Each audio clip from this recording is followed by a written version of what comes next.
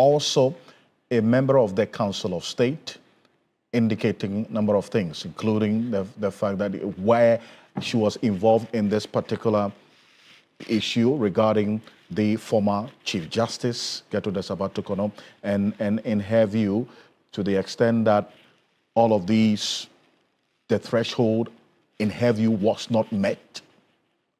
Talking about a committee being established was out of the question. Martin Kpebu is private legal practitioner joining us on Zoom right now. Counsel, you've seen and heard the former Chief Justice, who's a member of the Council of State now, Sophia Akuffo, specifically indicate her position on this, and the fact that, in her view, the gravity or the gravamen of the offense does not in any way warrant the punishment or the action of the removal of the Chief Justice, because from where she sits, the threshold was not met.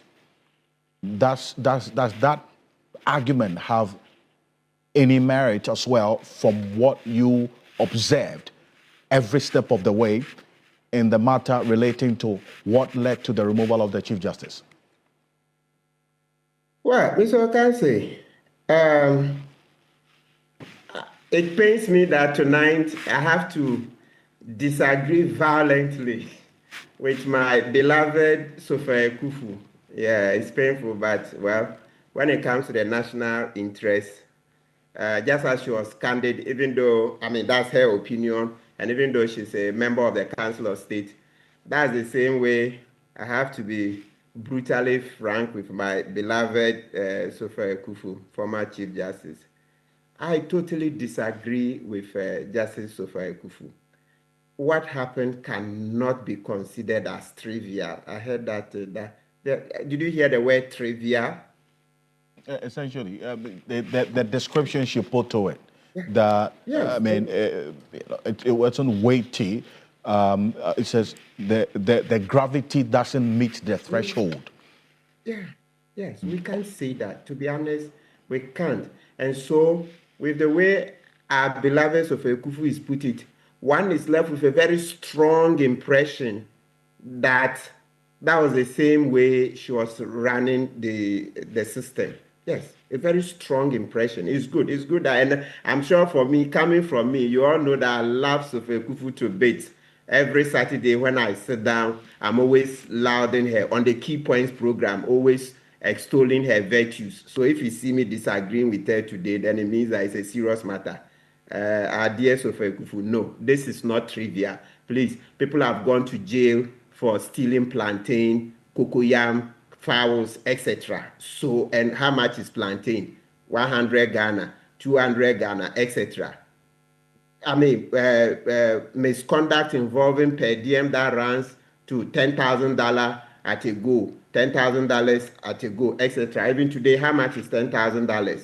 $10,000 today, even the interbank rate, you call it roughly 105,000 Ghana. I know the interbank rate has gone up a bit, but I'm using a conservative rate. 105,000 Ghana. You know, if you divide even by 12 months, you know how many Ghanaians don't make, thousands of Ghanaians don't make 105,000 Ghana a year. And here we are talking about two trips that Justice Tokonu did, one with her husband and then the other with the daughter, right? Mm-hmm. So, and also you look at the tickets that were bought, please, this cannot be trivial. This cannot be said not to hit the threshold. Let's remember, and I see I'm talking street alongside law. The people in the street are very upset because they say, we in the street, we steal a fowl, we go to jail. We steal a goat, we go to jail. We steal plantain, we go to jail. I remember about 3-4 years ago, I was on Joy FM News File. A young man, a barber, whose wife had just given birth and he didn't have money. It led him to steal, what was it? Was it a goat? Something like that. Across the table during the News File program, we had to contribute to get this barber out of jail because his wife had just given birth, fresh baby. Then later, other people contributed to, get him a barbering salon, etc. The stories are countless. So the more people hear that our own beloved Sophia Akuffo is saying that these are not weighty matters, then the more they get angry. Please, These are very serious matters. The money is weighty. It's weighty. You see, when she says it's not weighty, one other thing that we must also hit with all the strength we can and get reforms is that she's right.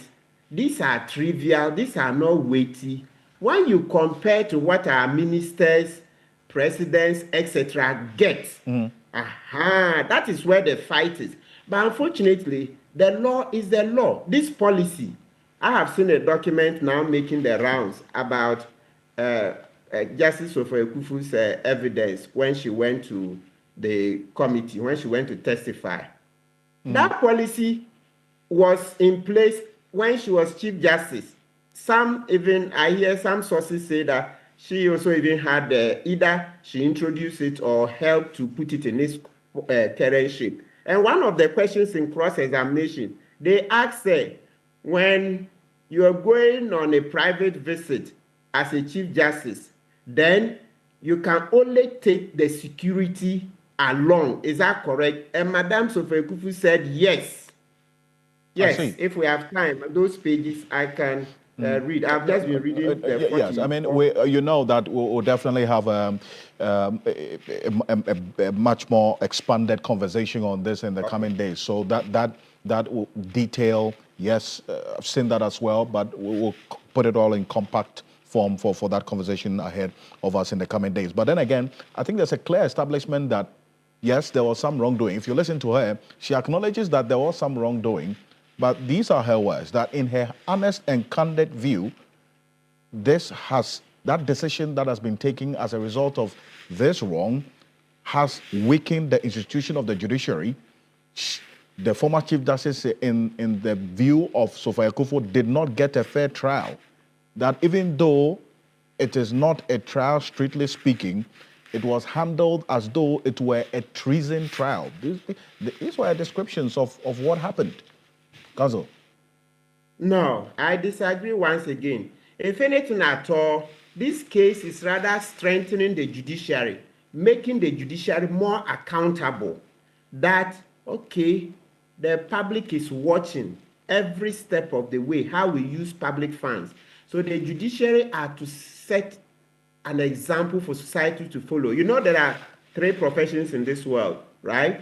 Law, prostitution, and then divinity. That's the pastors, right? 3. So we are, and amongst these 3, they will tell you that law is the primus inter pares.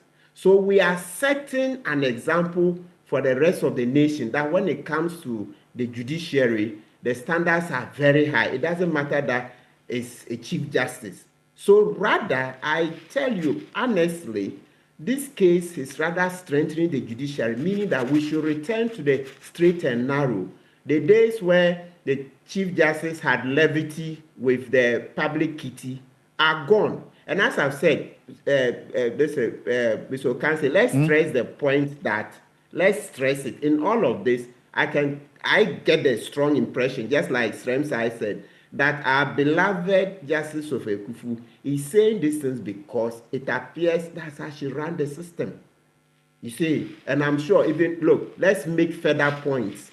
If you go into the audit report where these things that were put before the committee, they were flagged by auditors, okay, the Auditor General's report. You will see that another previous Chief Justice also broke the rule and was asked that his wife returns the money. Please check. When the audit report came out privately, because you say we don't have time, I can't dig. But you see that Chief Justice was asked, his wife was asked to return the money. And as I'm saying, from what we are hearing through the grapevine, this practice didn't start today.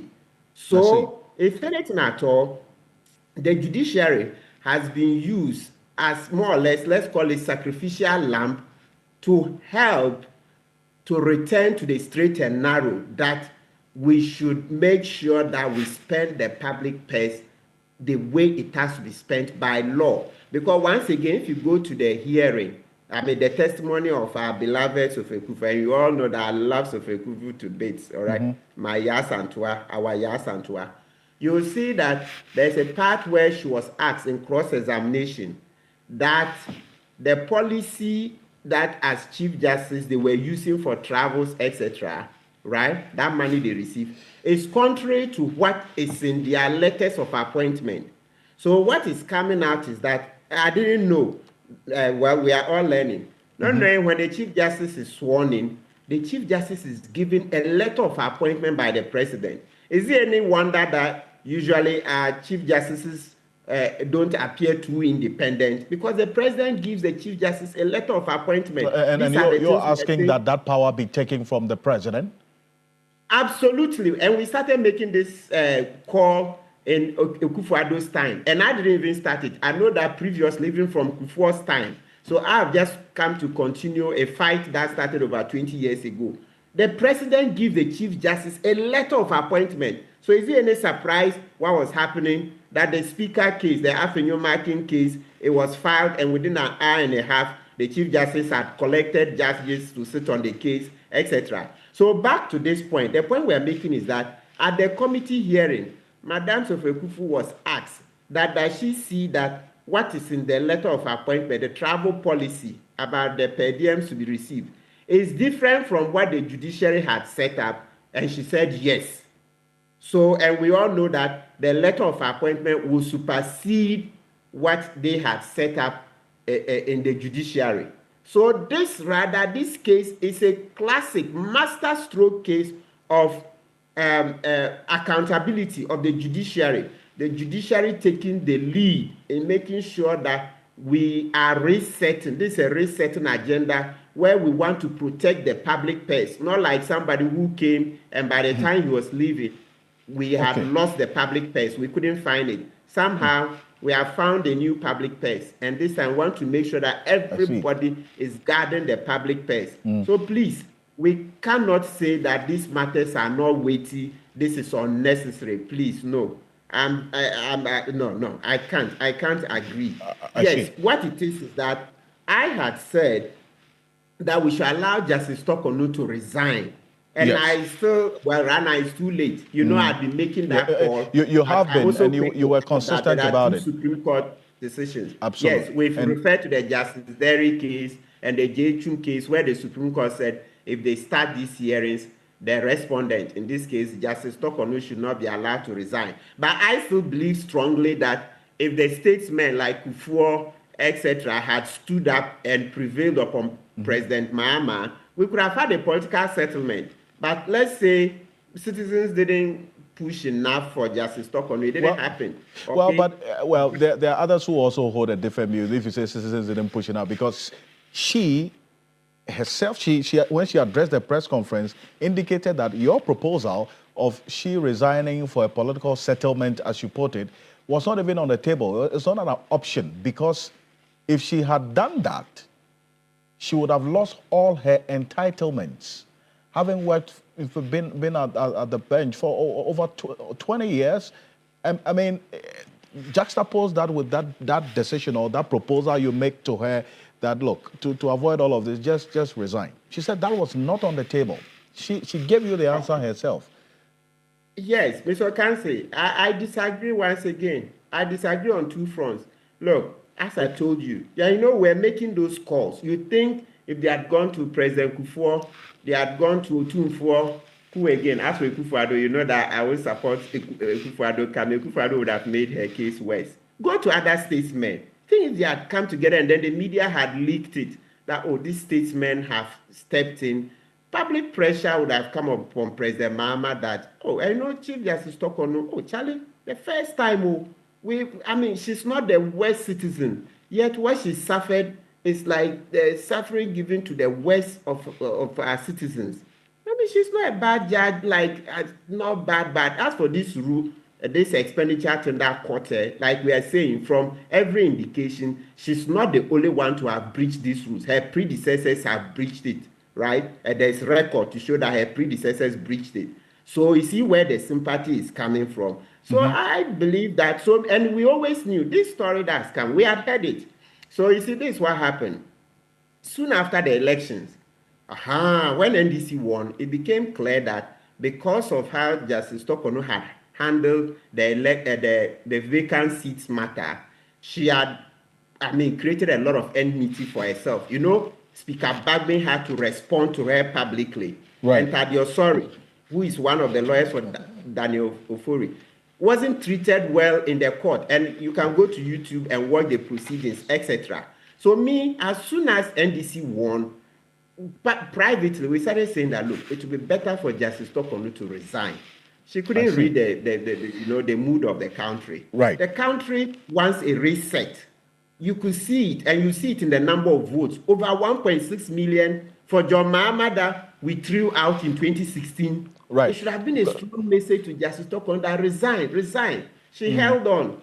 But even after the petition started, I still believe that if she had gone begging, asking people to intervene enough, it could have worked. Well, I believe it could have worked. I see. Well, as you indicate, it's too late, but she did indicate that that was not even, on the table for her. But I thank you very much. As I indicated, on Saturday, we have a conversation on this one. So reserve all the other references you sought to make for that big one. Thank you so much for joining us, Martin Kpebu. Appreciate you.